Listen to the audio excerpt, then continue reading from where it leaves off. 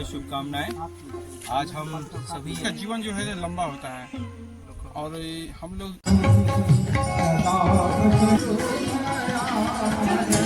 यहाँ पहाड़ों के बीच में ही हैं। अब बाकी हम लोग तो पॉल्यूशन लेते हैं।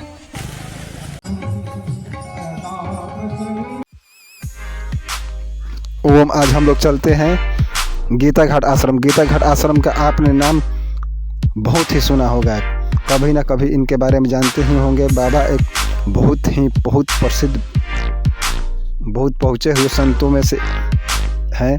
गीता घाट बाबा का पूरा नाम संत शिवानंद तीर्थ जी था। बाबा का बचपन का नाम बसंत कुमार था।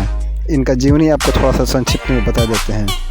इनका माता का नाम निम्बोली देवी था, जो अरवल राजस्थान के रहने वाली थी, और इनके पिता श्री कल्याण प्रसाद जो महेंद्रगढ़ हरियाणा के थे। इनके आत्मज्ञान और भक्ति के चमत्कार बात सुनकर बहुत से सारे शिष्यगण ज्ञान प्राप्त किए थे। अब बाबा की बैराग की कहानी आपको पता है। बाबा पहले फौज में एक सैनिक हुआ करते थे, उसमें भी बहुत पोस्ट पे थे, ऊंचा पद पे थे। बाबा एक बार कहीं अपने भक्तों के साथ जा रहे थे कहीं, तो जब वो राजघाट पे पहुंचे तो अपने गाड़ी में से ही बताया बाबा ने कि हम इसी घाट पे इस उद्देश्य से कूदे थे कि या तो मेरा शरीर बदल जाए या तो हमें ईश्वर की प्राप्ति हो जाए। तो बाबा ने उस सोच करके उस नाव पर से पानी में गंगा जी में कूद गए थे। कुछ समय के बाद जब उन्होंने पाया कि हमें गंगा जी के किनारे निकले पड़े थे, तो उनको आकाशवाणी हुआ कि नहीं, तुम्हें मरना नहीं है, अभी तुम्हें बहुत कुछ बड़ा कार्य करना है जो समाज और राष्ट्र को हित के लिए है। बाबा को तो समझ में आया नहीं कि क्या हो रहा है, तो बाबा ने वहाँ से पूर्व दिशा की ओर आगे बढ़ते चले गए। जब वह पहुँचे मोहनिया पहुँचे, मोहनिया के बाद फिर सासाराम आए, और सासाराम में वहाँ से दक्षिण में पहाड़ स्थित है, तो पहाड़ की तरफ चल दिए। सबसे पहले तो वो जहाँ आज हम लोग गीता घाट बोलते हैं, सो गीता घाट पहले तो नाम नहीं था, इसको गदहिया घाट के नाम से लोग जानते थे। यहीं पर बाबा आए। इनके शरीर पर एक मात्र गमछा और एक आंचल था। जहाँ ऊपर हम बाबा का है, जहाँ पे उनका समाधि है, उसके बगल में जो नदी है, वहीं पर बाबा ने पहुँच करके एक गुफा में वहाँ पर अपना ध्यान लगा दिया। आज भी जहाँ पे वो ध्यान लगाए थे, वहाँ का पत्थर बहुत कट गया है। देखने पर लगता है कि किसी ने छेनी हथौड़ी से काटा, लेकिन छेनी हथौड़ी से नहीं कटा हुआ। बाबा के पद्मासन में जो आसन में बैठते थे, उस आसन की वजह से वहाँ धरती आज भी कटी हुई है। आप कभी भी वहाँ पे आइए तो एक बार देखिएगा।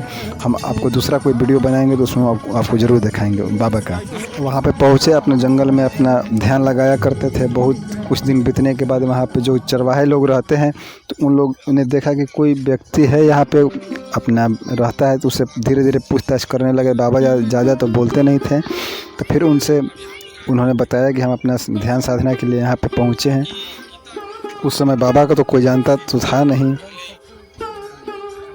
तो वो कुछ खाते भी नहीं थे, पेड़ के पत्ते को तोड़ कर खाते थे, क्योंकि वो बोलते थे कि हर चीज़ में जीव है, तो फल भी नहीं खाते थे।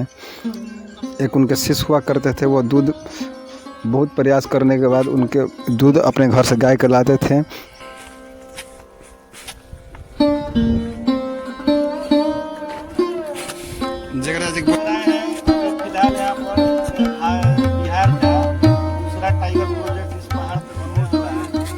अभी एक वाल्मीकि जो है बीटीआर है, वाल्मीकि टाइगर रिजर्व, उसके बाद यहाँ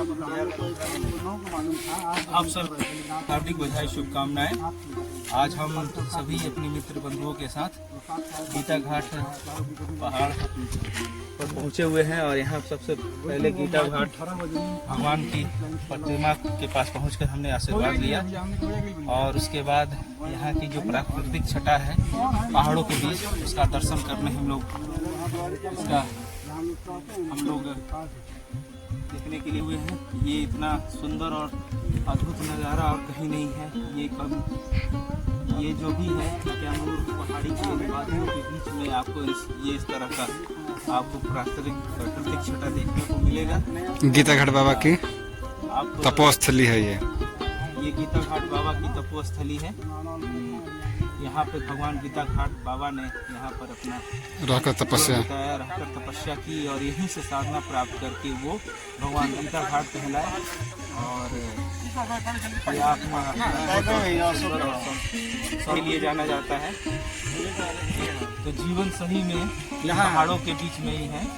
अब बाकी हम लोग तो पोल्यूशन लेते हैं, जिस शहर में होता है पोल्यूशन होता है, यहाँ जो होता है शुद्ध ऑक्सीजन होता है, इसीलिए से उनका जीवन जो है लंबा होता है। और हम लोग समय का बहुत अभी अब छोटा वीडियो बना है, किसी और आपको वीडियो बनाएंगे तो उसमें आपका बाबा का पूरा जीवनी आपको बताएंगे। ऊपर जहाँ उनका समाधि है उसका भी हम आपको वीडियो दिखाएंगे। तो एक आपको और सुनाते हैं घटना। एक शिष्य था उनका 6 साल का लड़का हो गया था, वो अभी तक बोलता नहीं था। बाबा के पास लेकर आए कि बाबा मेरा बेटा बोलता नहीं है। तो बाबा ने उससे पूछा ओम बोलो, कुछ नहीं बोला। बाबा बोले ओम बोल, तो ओम मुँह से बोला ओम आनंदमय पूरा बोलने लगा। उस दिन से वो ठीक हो गया। एक शिष्य थे उनको बुखार बहुत दिन से लग रहा था, ठीक नहीं हो रहा था। तो बाबा ने बोला तुम्हें कुछ करना नहीं है, बस जो सामने बेल लगा है इसका पत्ती दिए उसको, बस खाएं, कुछ ही देर में बुखार उनका ख़त्म हो गया। आपको जब भी समय मिले, किसी भी समय, जाड़ा गर्मी बरसात, जब भी आप यहाँ पे आइएगा तो आपको शांति का अनुभूति होगा। यह एक पर्यटक, इसको सरकार ने घोषित कर दिया है, पर्यटक स्थल भी इसको सरकार बनाने की योजना में है। तो यहाँ पे बहुत ही शांति अच्छा लगता है। और आपसे एक अनुरोध करते हैं हम कि यहाँ पे ये देवों की भूमि है, यहाँ अपवित्र ना करें। यहाँ बहुत से लोग मांस मछली पिकनिक मनाने के लिए आते हैं, तो कृपया ऐसा ना करें, क्योंकि यह संतों की भूमि है और ये ऐसा कीजिएगा तो आप ही को क्षति होगा। हमारा बस एक उद्देश्य था कि बाबा को बदनाम ना किया जाए। चलिए, बहुत बहुत धन्यवाद, प्रणाम।